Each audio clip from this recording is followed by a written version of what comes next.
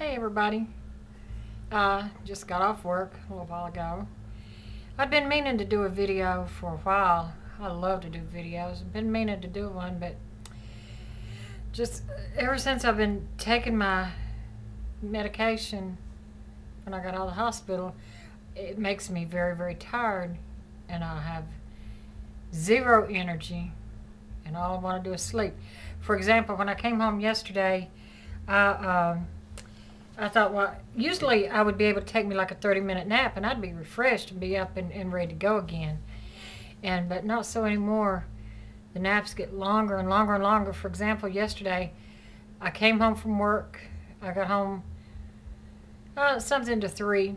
And then I ate and I sat down on the couch to watch some TV about 4 o'clock. And when I woke up, it was 7:30.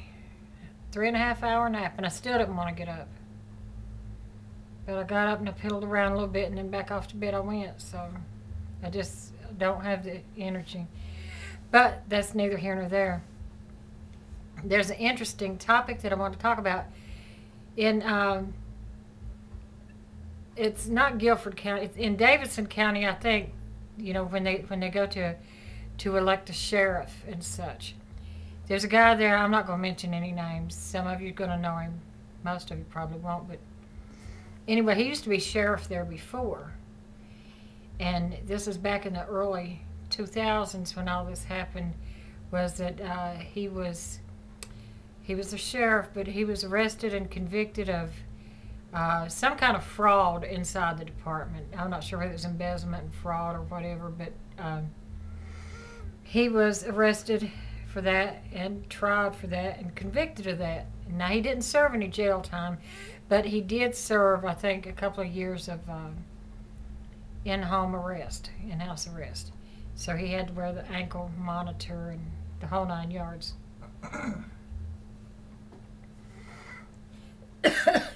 Now he's served his time, and I guess his probation is up. And I'm all for anybody that's served their time and paid their debt to society to move on with their life. Okay, here's the question. He's going to run for sheriff again, which, according to the law books, they said, says if you are a convicted felon and you have served your time, as long as you've served your time, you can run for state office, any kind of state office. So it's okay for him to run for that. However, if you're a convicted felon and you've served your time, of course, you're still never be able to carry a gun. So how's he going to be sheriff and not be able to carry a gun? That don't make any sense. That don't make no sheriff without a gun, like in Mayberry, maybe. But I've been pondering that. That don't make any sense. And I don't think that they should change the rules and bend them just for him. I don't think that's right. They don't change and bend rules for average Joes like us.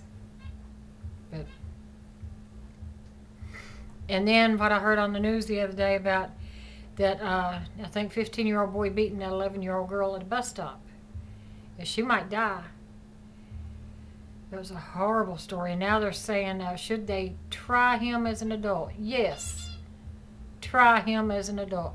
And some of these psychologists and stuff will say, well, their brain is still maturing and, they don't have reasoning. Come on now. Think back when you were 15 years old. Did you or did you not know the difference between picking on somebody and beating the shit out of somebody that could kill them? You knew the difference. You knew right from wrong. Look at little toddlers and stuff that you see that will go and pick up a puppy dog, and they might hurt that puppy dog, and the puppy might holler, and then the little kid will put the puppy down and say, I'm sorry, Tippy, I'm sorry, because they know the difference. Young, they know the difference. Try them as an adult. You do an adult crime, you do any kind of murder, unless it's a 2-year-old that picks up a gun that you leave out and kills somebody with it. Anybody else, they need to be tried as an adult. There was a case back in the early 90s when I still lived in Virginia. This couple that lived not too far from my house. Excuse me. See? Anyway. And I haven't even taken my second batch of medicine today. But anyway. This couple that lived not too far from my house was murdered in just a heinous way. These two boys broke into their house. All they got, I think, was $20. But they broke into this couple's house, and they made them get on their knees on the couch, and then they shot them in the back, and in the back of the head, and killed them. Over $20. And they were both teenagers. And as a matter of fact, both of the boys at that time went to school with my kids. Now, the thing about that was, they were tried and convicted. They found the gun. The boys, all they got was $20, I think. They left. They threw the gun in the creek. And so the police finally found the gun, and that's how they connected it to the boys. But here again, they go, should we try them as an adult? So the oldest boy, I think, who was 16 or 17, they tried him as an adult. And he got life in prison. But the other one, I think, was like 15. They didn't try him as an adult. They tried him as a juvenile, and he was convicted, and he got out when he was 20. But now it's only a year or so difference in those boys' ages. One went to prison for life. One that they said, oh, we can rehabilitate him. He's only 15. Got out when he was 20 years old. But the youngest of the two that got out when he was 20 years old was actually the trigger man. He was the trigger man. He was the trigger man.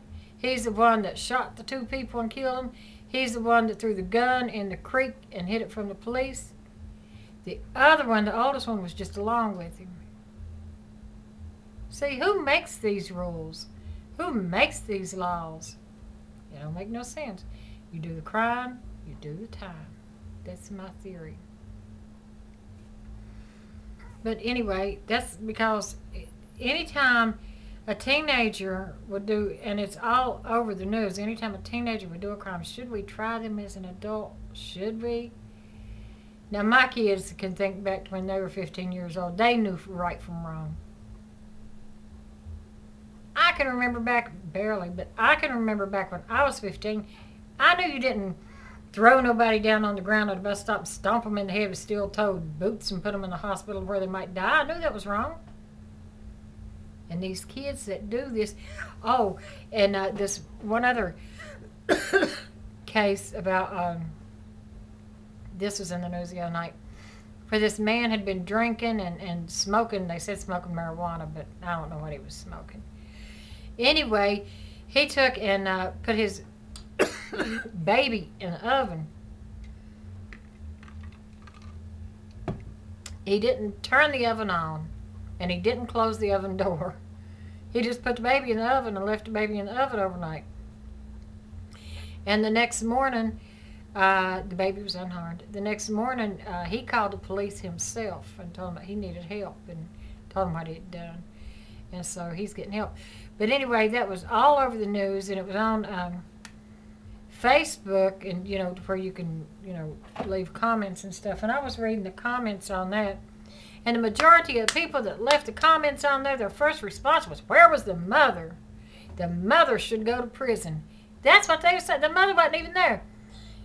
I don't know what it is about people who think that when a woman gives birth that she's got to give up her whole life. That's not, the child had a father too. This was the father. That don't mean the mother has to be there 24/7. What if she was at work? What if she was in the hospital? And people were just so quick to say, where's the mother? Therefore, taking the blame off of the man and putting it on the woman. That's not right. That's not right at all. Nobody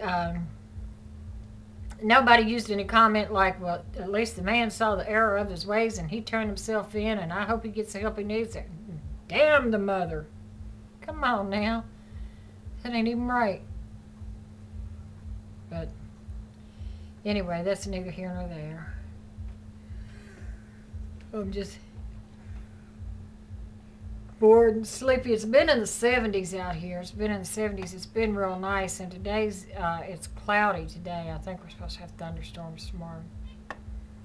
And I'm traumatized of thunderstorms. Yeah, baby. My bird's talking to me. Anyway, that's just my views on that. So, leave your little comments down here. And until next time, bye-bye.